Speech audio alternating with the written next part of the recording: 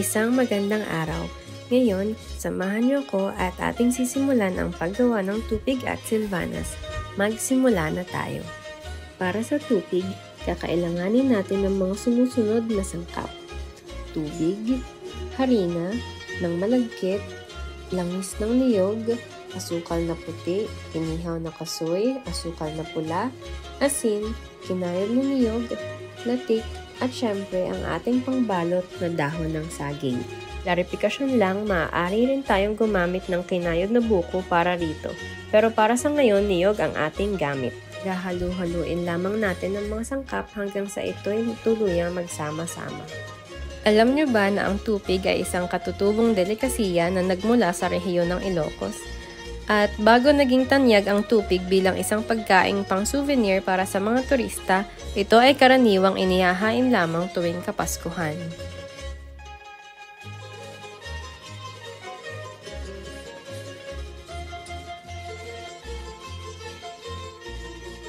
Pagkatapos nating maghalo, ito naman ay ating ibabalot gamit ang dahon ng saging. At pag ito ay nabalot na, atin naman itong iihawin.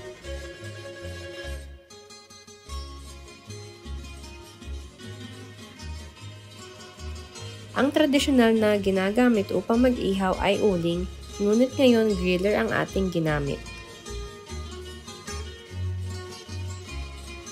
Kasunod naman ay ang silvanas. Para sa buttercream, tayo ay maghalo lamang ng asukal na puti, vanilya na extract, at dilaw ng itlog sa ibabaw ng pinapakuluang tubig.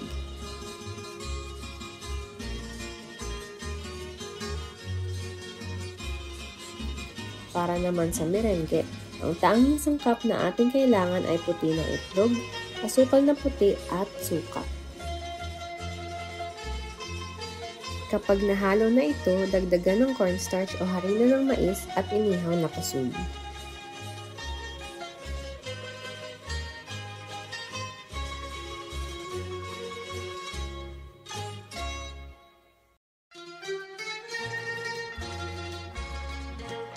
Para naman sa ating presentasyon, gumawa tayo ng jam na gawa sa dragon fruit na siya rin ay sikat sa Ilocos Norte.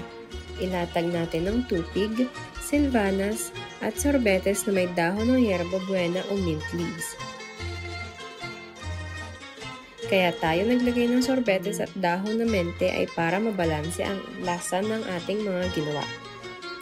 Sa kabuuan, ang ating ginawang inobasyon sa makabagong bersyon ng tupig ay isang makabuluhang pagsasanib ng tradisyon at modernong panlasa. Pinayaman nito ng iba't ibang tekstura at lasa mula sa malagkit at usog ng tupig hanggang sa tamis at lamig ng silvanas at sorbetes na vanilya na sinamahan pa ng dragon fruit jam at dahon ng yerba buena para sa kakaibang linamnam.